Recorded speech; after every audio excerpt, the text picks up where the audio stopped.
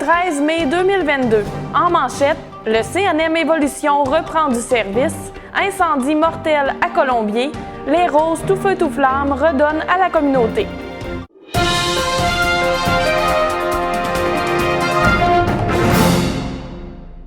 Le propriétaire du traversier CNM Évolution qui relie Rimouski à Forestville, Hilaire Journeau, a décidé de reprendre le service de son propre chef, et ce, dès le 2 juin, selon les informations divulguées par la mairesse de Forestville, Micheline Anctil. Rappelons que la Société d'économie et de développement de Forestville et la Société de développement économique de Rimouski s'étaient alliées en janvier dernier afin de lancer un appel d'intérêt pour le déploiement d'un service de traversier Rimouski-Forestville à partir de 2022. Tel que mentionné par Mme Anctil, M. Journeau n'a pas été retenu à la suite de l'appel d'offres, il a simplement décidé de reprendre le service. Selon l'élu, la démarche de la SEDF et de la SOPER suit son cours puisque M. Journeau n'a donné aucun engagement. C'est pour cette raison que les deux organisations continuent à travailler pour un service fiable, prévisible et une solution pérenne. Micheline Anctil croit que les démarches entamées mèneront à une solution pour les années à venir. Mentionnons qu'à la suite de l'appel d'intérêt, 2 candidatures étaient étudiées par les organismes. L'identité des 2 promoteurs retenus n'a pas été dévoilée jusqu'à maintenant. Si un autre promoteur que M. Journeau est sélectionné, un seul traversier ne pourra être en fonction, fait savoir la mairesse de Forestville. Pour le moment, l'entrepreneur rimousquois a dévoilé que le service sera offert 7 jours sur 7 avec 2 allers-retours au mois de juin et 3 durant les mois de juillet et d'août. Des réparations sont effectuées depuis près d'un mois sur le navire qui devrait être mis à l'eau le 13 mai. Il pourrait prendre plus de temps pour effectuer la traversée puisque le propriétaire souhaite économiser sur les coûts d'essence. Un incendie mortel est survenu à Colombier le 6 mai vers 18h30 dans une résidence de la rue principale. Les pompiers qui se sont rendus sur place ont constaté un embrasement généralisé selon les informations de la porte-parole de la Sûreté du Québec, Béatrice Dorsainville. Un corps a été retrouvé parmi les décombres. L'enquête a donc été transférée aux enquêteurs des crimes majeurs. 2 techniciens en scène d'incendie se sont également rendus sur les lieux au lendemain du malheureux incident afin de déterminer les causes et circonstances du brasier. Pour le moment, le développement de l'enquête ne démontre pas d'éléments criminels ou la participation d'un tiers selon les informations de la porte-parole. Au moment d'enregistrer ce bulletin d'information, l'identité du corps retrouvé n'avait toujours pas été dévoilée. Selon Mme Dorsainville, une autopsie et des analyses seront nécessaires pour identifier la victime. Les travaux visant à assurer la pérennité de la centrale Berzémis 2 à Forestville ont commencé à la fin avril par la réhabilitation de la prise d'eau ainsi que le remplacement des vannes de garde et systèmes auxiliaires. En raison du projet de remplacement des vannes de garde, des déversements seront effectués d'avril à la mi-août de 2022 à 2026. Les déversements de cette année ont débuté le 26 avril et se dérouleront en continu pendant environ 4 mois. Le chemin en aval de l'évacuateur sera inaccessible durant les déversements et Hydro-Québec n'exclut pas la possibilité de faire des déversements supplémentaires. Le remplacement de ces équipements permettra de prolonger la durée de vie des composantes de la centrale. Des installations de chantier qui comprennent des espaces de bureaux supplémentaires ont été aménagés à la centrale pour la durée des travaux. En plus des volets de remplacement des vannes de garde et celui des systèmes auxiliaires, la Société d'État prévoit la réfection des digues 1 et 2. La digue 2 fait présentement l'objet d'études d'avant-projet et des investigations sont en cours à la digue 1. Un site web consacré au projet de réhabilitation des équipements à Berzémis 2 a été mis en ligne récemment pour les utilisateurs du territoire ainsi que pour les organismes du milieu. L'avancement des études et les solutions proposées y sont dévoilées. Rappelons que la centrale Berzémis 2 a été mise en service en 1959, 3 ans après le début des travaux de construction. Elle compte parmi les installations pionnières d'Hydro-Québec. Elle possède une capacité de 845 MW, 5 groupes turbines alternateurs, une hauteur de chute de 116 mètres, une superficie du réservoir de 3807 hectares, ainsi qu'une capacité d'alimentation de 300 000 maisons. L'Éconologe de Forestville a reçu de Choice Hotels Canada le prix Satisfaction de clientèle Platine 2022, soulignant son excellence opérationnelle et le dévouement de son personnel à offrir un service de qualité supérieure. Selon Caroline Kilbourne de Carla Communication, tout au long de l'année 2021, les hôtels ont dû composer avec la baisse de la demande tout en s'assurant de satisfaire aux attentes changeantes des clients.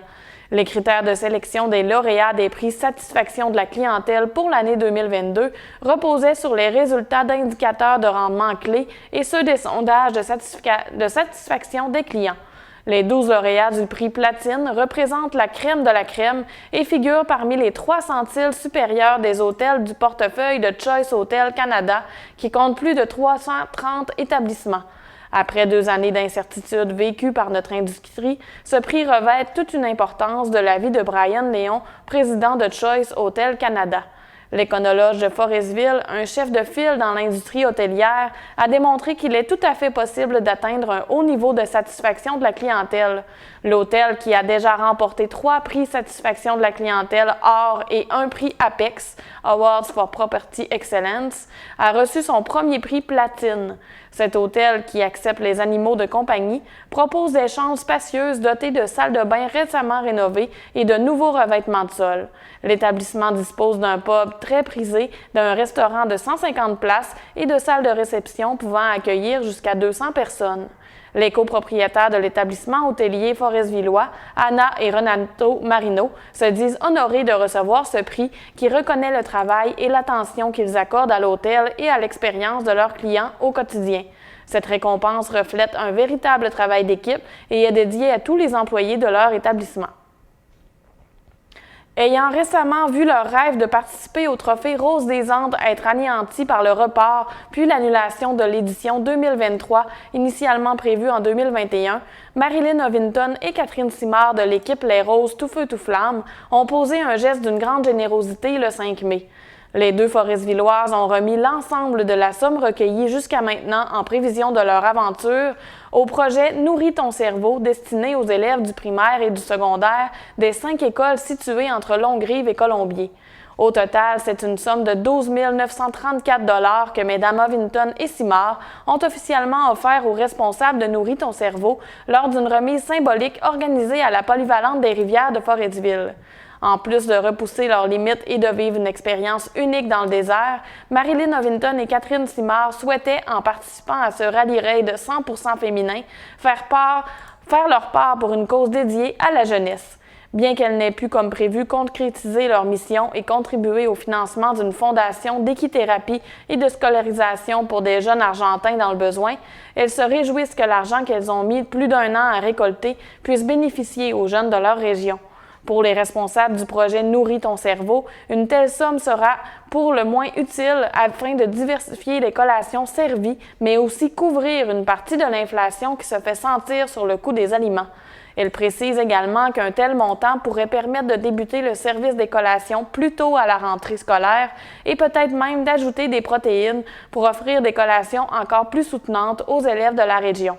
Selon l'agente aux communications au Centre de services scolaires de l'Estuaire, Patricia Lavoie, on estime que la somme de près de 13 000 $ offerte par les généreuses donatrices représente quelques 36 000 collations qui seront servies à l'ensemble des élèves du primaire et du secondaire du secteur.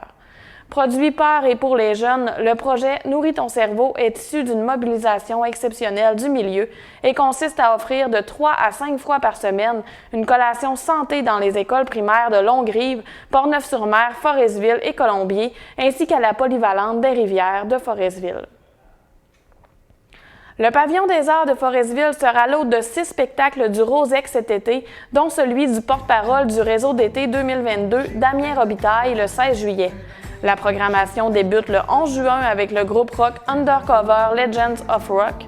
Par la suite, la salle de spectacle accueillera Damien Robitaille le 16 juillet, l'humoriste Mélanie Couture le 22 juillet, l'artiste Inu Chouit le 28 juillet, Didier Lambert en humour le 20 juillet et finalement l'autrice, compositrice, interprète Sarah Dufour le 23 août. De son côté, le Festival de la chanson de Tadoussac présentera 9 spectacles, dont Salomé Leclerc, Les Fils du Facteur, Catherine Major et Jay Scott.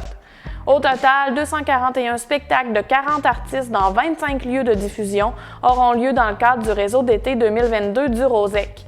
Plusieurs artistes sillonneront les routes des régions du Bas-Saint-Laurent, de la Capitale-Nationale, de Chaudière-Appalaches, de la Côte-Nord, de la Gaspésie, des Îles-de-la-Madeleine et du Lac-Saint-Jean. Au menu, bon nombre d'artistes établis ainsi que des découvertes soigneusement sélectionnées à travers des spectacles de chansons, d'humour, de musique, de poésie, de théâtre ainsi que certains dédiés spécifiquement au jeune public. Une belle opportunité pour le public de partir à la découverte de salles de spectacles intimes et bucoliques dans le panorama maritime et l'ambiance festive des belles régions de l'Est du Québec.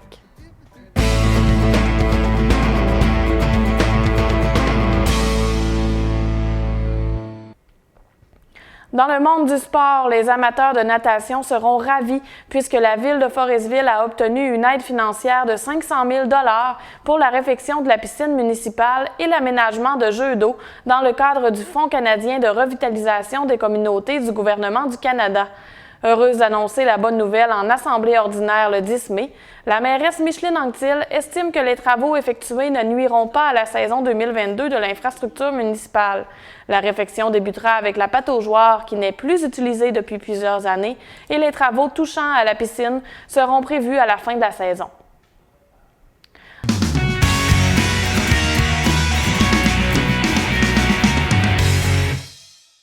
À la météo, ce vendredi 13 mai, le ciel était plutôt nuageux et le thermomètre a atteint 12 degrés Celsius. Les nuages seront encore présents samedi avec la même température que vendredi, soit 12 degrés. Pour dimanche, Environnement Canada prévoit de la pluie avec un maximum de 10 degrés. Bonne fin de journée et à la semaine prochaine pour le dernier bulletin d'information de la saison.